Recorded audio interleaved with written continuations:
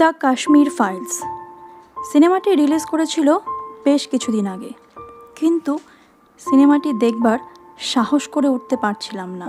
কয়েকদিন পর মনে একটু সাহস জুগিয়ে ভাবলাম মোবাইলেই দেখে ফেলি। এটা ভেবে শুরু করলাম সিনেমাটি দেখা, কিন্তু 10 মিনিটের বেশি দেখতে পারলাম না, বন্ধ করে দিলাম। তারপর কেটে গেল আরও কতগুলি দিন। এরপর মনে অনেকটা সাহস জোগাড় করে ভাবলাম এবার সিনেমা হলেই সিনেমা, এই ভেবে গতকাল দেখে আসলাম দ্য কাশ্মীর ফাইলস। তবে সিনেমা হলে কিন্তু বেশ কয়েকবার আমি রুমাল দিয়ে চোখ ঢেকে নিয়েছিলাম।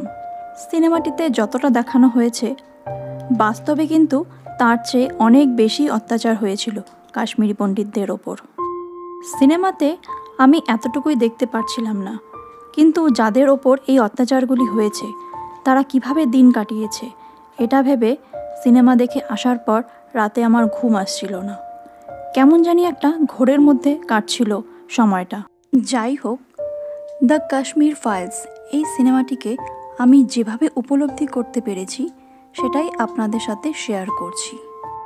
সিনেমাটিতে যতগুলি চরিত্র দেখানো হয়েছে, যেমন পুষ্করনাথজি, ব্রহ্মদত্তজি, বিষ্ণুজি, রুদ্রপ্রতাপ সিং, ডক্টর রমেশ, শারদা, শিবা, কৃষ্ণা, প্রফেসর রাধিকা মেনন এবং ফারুক মালিক পিট্টা, এই সমস্ত ক্যারেক্টারগুলোই সেই তৎকালীন সমাজের এক একটা প্রতীক হিসাবে এখানে দেখানো হয়েছে।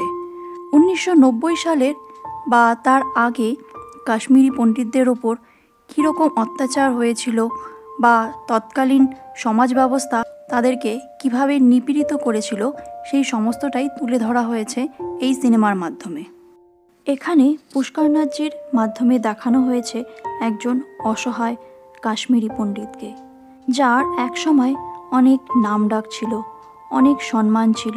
তিনি পেশায় একজন শিক্ষক ছিলেন, মানুষ তৈরি করার কারিগর ছিলেন, কিন্তু আজ তিনি ভীষণভাবে অসহায়, নিপীড়িত।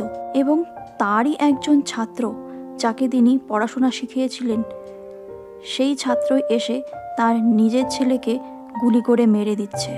পুষ্করনাথজির মাধ্যমে দেখানো হয়েছিল সেই সময়কার কাশ্মীরি পণ্ডিতদের, যারা একসময় সংখ্যাগরিষ্ঠ ছিল, অনেক সম্মান, অনেক মর্যাদার সাথে তারা বেঁচেছিল, কিন্তু আজ তারা সংখ্যালঘু, নিপীড়িত, অত্যাচারিত। তাদের টেনে হিচড়ে বাড়ি থেকে বের করে দেওয়া হচ্ছে, তাদের জন্মস্থান কাশ্মীর থেকে বের করে দেওয়া হচ্ছে এবং তাদের বানিয়ে দেওয়া হচ্ছে মাইগ্রেন্ট। একজন মানুষ কতটা অসহায় হতে পারে? তার চোখের সামনে তার ছেলেকে গুলি করে মেরে দেওয়া হচ্ছে, তার ছেলের বউয়ের ওপর অকথ্য অত্যাচার হচ্ছে, তার ছেলের বউকে বাধ্য করা হচ্ছে তার ছেলের রক্তে মাখানো চাল খাওয়ার জন্য, তার নাতিকে তার চোখের সামনে গুলি করে মেরে ফেলে দেওয়া হচ্ছে। এই সমস্ত অত্যাচার সহ্য করেও তিনি নিজে মরে যেতে পারলেন না তার আরেকটি ছোট নাতির জন্য, যাকে মানুষ করতে হবে, যাকে বড় করে তুলতে হবে, সেই আশাতে তিনি বেঁচে রইলেন। আরও আশাতে বেঁচে রইলেন যে একদিন তিনি কাশ্মীরে আবার ফিরে যেতে পারবেন, তার সেই পুরানো ছেড়ে আসা বাড়িতে, জন্মস্থান, তার জন্মের ভিটা, এবং তিনি ফিরে যাবেন তার তিলে তিলে গড়ে তোলা সেই বাড়িতে, এবং সব কিছু আবার আগের মতন হয়ে যাবে, এই আশাতে তিনি বেঁচে থাকলেন। কিন্তু সমাজ ব্যবস্থা বা পরিবেশ পরিস্থিতি তার সেই স্বপ্নকে পূরণ হতে দিল না। তার একটিমাত্র ছোট্ট নাতি কৃষ্ণা, যাকে তিনি খুব কষ্ট করে মানুষ করে তুলেছেন, লেখাপড়া শিখিয়ে বড় করে তুলেছেন, সেই ছেলেটিকেও কিন্তু ভালো থাকতে দিচ্ছে না সমাজ। যেই কাশ্মীরি পণ্ডিতরা যাদের জন্য সেখান থেকে পালিয়ে আসতে বাধ্য হয়েছিল, তাদের জন্যই লড়াই করতে বাধ্য করানো হচ্ছে। এমনভাবে তার ব্রেন ওয়াশ করা হচ্ছে যে সে তার দাদুকেই ভুল বুঝছে, অন্য লোকদের ভালো ভাবছে। ব্রহ্মদত্তজি, যার চরিত্রে ছিলেন মিঠুন চক্রবর্তী, এই ব্রহ্মক চরিত্রের মাধ্যমে দেখানো হয়েছে তৎকালীন উচ্চপদস্থ প্রশাসনিক আধিকারিক, যিনি মনে প্রাণে চাইছিলেন কাশ্মীরি পণ্ডিতদের সাহায্য করতে, তার প্রিয় বন্ধুর সাহায্য করতে, তাদেরকে রক্ষা করতে, কিন্তু সমাজ ব্যবস্থার জন্য তিনি তা করে উঠতে পারলেন না। তিনি অনেক উচ্চ পর্যায়ে চাকরি করেও প্রশাসনিক আধিকারিক হওয়া সত্ত্বেও তার হাত পা বাঁধা ছিল। তিনি কিছুই করতে পারেননি এই কাশ্মীরি পণ্ডিতদের জন্য বা তার প্রিয় বন্ধুটির জন্য, যার বাড়িতে একসময় তারা প্রচুর সময় আড্ডা দিয়েছেন, প্রচুর ভালো সময় কাটিয়েছেন, যাদের পরিবারের সঙ্গে তাদের আত্মার সম্পর্ক ছিল। সেই পরিবারকেও তিনি রক্ষা করতে পারেননি তৎকালীন সমাজ ব্যবস্থার জন্য। বিষ্ণুজির মাধ্যমে দেখানো হয়েছে তৎকালীন সাংবাদিকদের অবস্থা যে কতটা শোচনীয় ছিল বিষ্ণুজির মাধ্যমে সেটা দেখানো হয়েছে। সেই সময় সাংবাদিকদের বাধ্য করা হতো মিথ্যে খবর দেখানোর জন্য। তারা হয়তো আসল ঘটনার রিপোর্টিং করতেন, আসল ঘটনার তথ্য সব তুলতেন, কিন্তু অফিস থেকে সেগুলো প্রকাশ করতে দেওয়া হতো না। সাংবাদিকরা তাদের প্রাণ বাঁচানোর জন্য মিথ্যে খবরকেই পরিবেশন করতেন এবং প্রচুর সাংবাদিক কিন্তু সেই সময় মারা গিয়েছিলেন।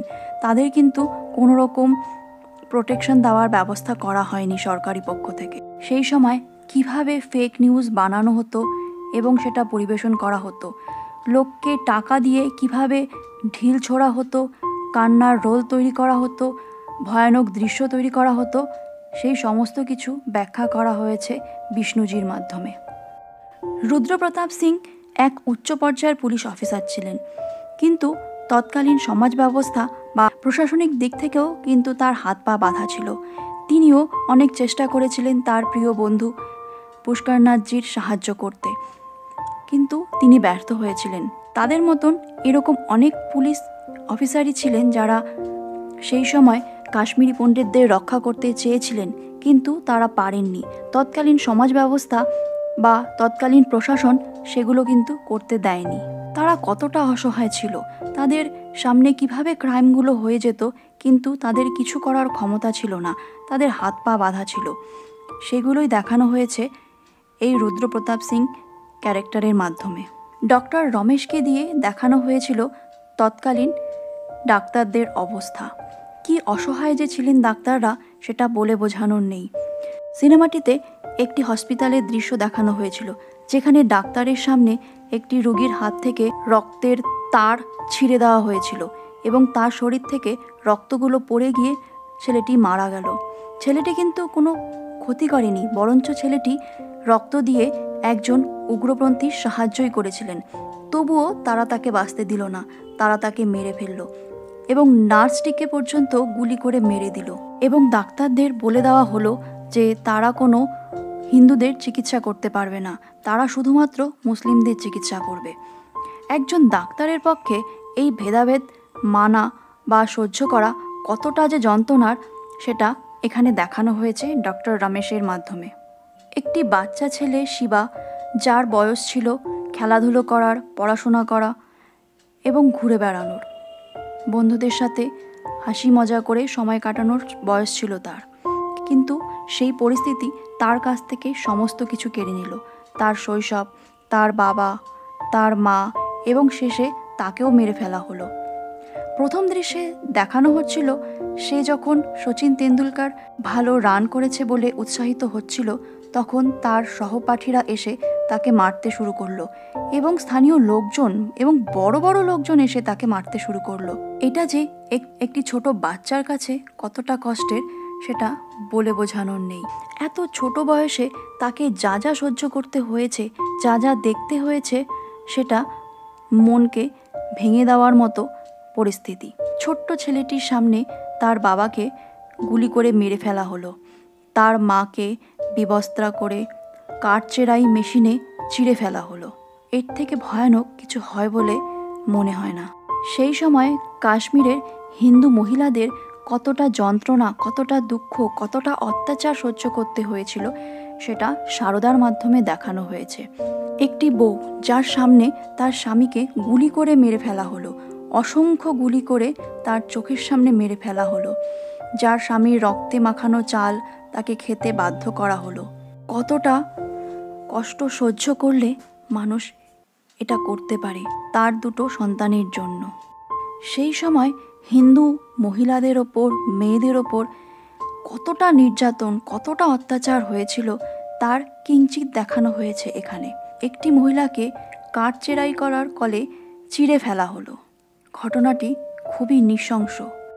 কৃষ্ণার চরিত্রটির মাধ্যমে দেখানো হয়েছে বর্তমানে কাশ্মীরি পণ্ডিতদের যে জেনারেশন আছে তাদের কথা। কৃষ্ণা এমন একটি ছেলে যে জাতপাত কিছু মানে না। সে জানে না তার পরিবারের ইতিহাস সম্পর্কে। তার দাদুর কাছে কাশ্মীর সম্পর্কে সে যা জেনে এসেছে সেটা সে সঠিকভাবে বিশ্বাস করতে পারেননি। অথচ ইউনিভার্সিটিতে প্রফেসর যেগুলো বলছেন সেগুলোকেই তার সঠিক বলে মনে হয়েছে। কৃষ্ণা 30 বছর বয়সের এমন একটি ছেলে যে এখনো পর্যন্ত তার মা, বাবা, ভাইয়ের ছবি পর্যন্ত দেখেনি। সিনেমাটিতে একটি দৃশ্য দেখানো হয়েছিল যেখানে কৃষ্ণা জানতে চায় অনেকগুলো ছবির মধ্যে কোনটি তার মা বাবা। বড়ই বেদনাদায়ক ছিল সেই দৃশ্যটি। তার পরিবারের যে ইতিহাস তার ঠাকুরদা ভয়ে তাকে বলেননি, কিন্তু বর্তমান সমাজ তাকে সেই জেহাদিদের হয়ে আন্দোলন করতে বাধ্য করছে। এমনভাবে তার ব্রেন ওয়াশ করা হচ্ছে, তাকে এমন কিছু বোঝানো হচ্ছে যাতে সে নিজের আত্মীয় যে ঠাকুরদা তাকে বড় করেছে তার কথাগুলিকেই সে ভুল বলে ভাবছে এবং বাইরের লোকের কথাগুলোকেই সে সঠিক বলে ভাবছে। সে উদ্ভ্রান্ত, সে বুঝতে পারছে না সে কোন দিকে যাবে। বর্তমান প্রজন্মের অবস্থা কিন্তু ঠিক এই রকমই। তারা উদ্ভ্রান্ত, সঠিক ভুল বিচার করার ক্ষমতা তাদের নেই। তাদের যেভাবে বোঝানো হচ্ছে তারা ঠিক সেইভাবেই বুঝছে। প্রিয়জনদের কথা তারা কিন্তু বুঝতে পারছে না। প্রফেসর রাধিকা মেনন চরিত্রে আছেন পল্লবী যোশী। আমি অ্যাপ্রিসিয়েট না করে থাকতে পারছি না পল্লবী যোশীর অভিনয় নিয়ে। তিনি এত দক্ষতার সাথে ক্যারেক্টারটি ফুটিয়ে তুলেছেন সেটা বলার ভাষা আমার নেই। এবং তার যা এক্সপ্রেশন ছিল সেটা এক কথায় অসাধারণ। এবং তিনি সেই ক্যারেক্টারটিকে একদম জীবন্ত করে তুলেছিলেন। বর্তমান প্রজন্মকে কিন্তু এইভাবেই বিপথে নিয়ে যাচ্ছেন বিভিন্ন শিক্ষিত মানুষরা।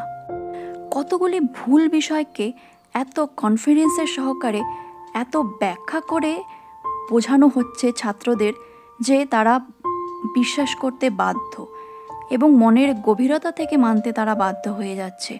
এবং সেই পথে চলতে চলতে তারা নিজের পরিবার পরিজনদেরকেই ভুল বুঝছে। তারা দেশের কথা ভাবছে না, তারা সমাজের কথা ভাবছে না, তারা কিছুই ভাবতে পারছে না, বা ভালো করে বলতে গেলে তাদের ভাবতে দেওয়া হচ্ছে না। ফারুক মালিক বিট্টা জেহাদিদের নেতা। তার মাধ্যমে দেখানো হয়েছে তৎকালীন জেহাদিরা কী পরিমাণ অত্যাচার সাধারণ মানুষের ওপর করেছিলেন। কাশ্মীরি পণ্ডিতরা যার অত্যাচারে কাশ্মীর থেকে বেরিয়ে আসতে বাধ্য হয়েছিলেন। দ্য কাশ্মীর ফাইলস সিনেমাটি দেখে আমার যা উপলব্ধি হয়েছিল সেটাই আপনাদের সাথে শেয়ার করলাম। জানি না আপনারা আমার মতন করে ভাবতে পারবেন কি না, বা আমার ভাবনার ভঙ্গিটা আপনাদের পছন্দ হবে কি না। যদি ভিডিওটি ভালো লাগে তাহলে অবশ্যই ভিডিওটি লাইক করবেন।